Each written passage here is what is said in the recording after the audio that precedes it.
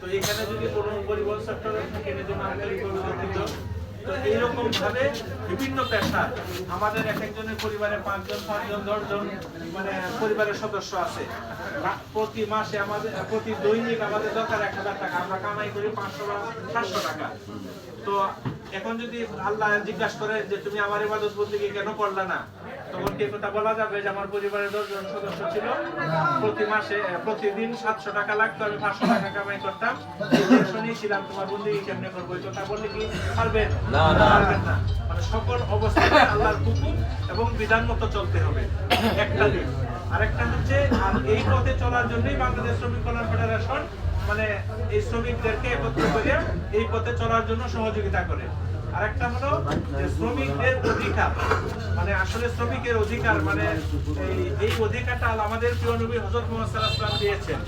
একটি ইসলামী শ্রমনীতি যদি বাস্তবায়ন হয় তাহলে শ্রমিকরা তাদের প্রকৃত অধিকার ফিরে পাবে।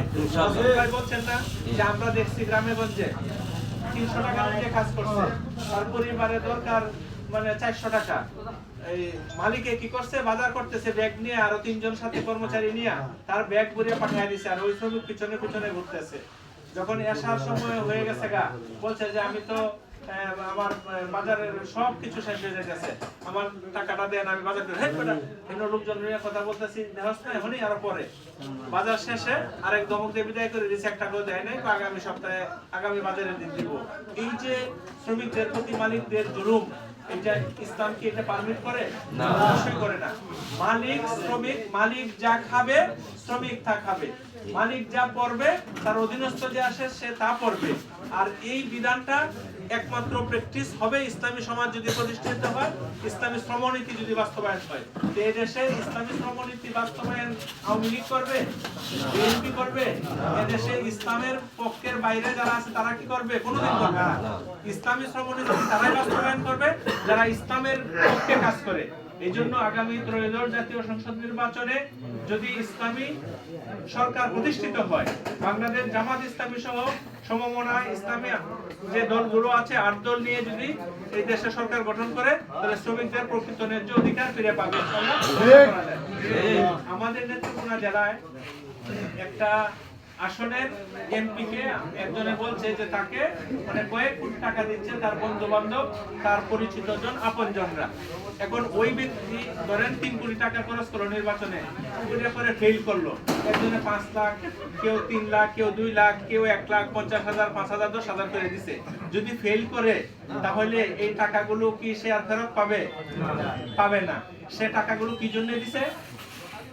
করতে পারলেন যে 50,000 দিছে সেজন্য 5 লাখ কামাইতে পারে, যে 5 লাখ দিছে সেজন্য 50 লাখ কামাইতে পারে, ঠিক কি না? এই উদ্দেশ্যে, তাহলে এই উদ্দেশ্যে মানে এখন যদি ওই ব্যক্তি যে টাকাটা দিল যদি পাস করতে না পারে, সে দুনিয়াও হারাইলো নাকি পরকালে পাবে এই টাকাটা?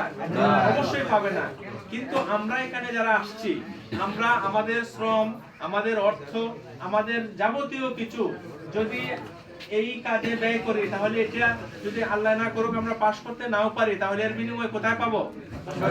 পরকালে পাবো, আখিরাতে পাবো, ঠিক কিনা?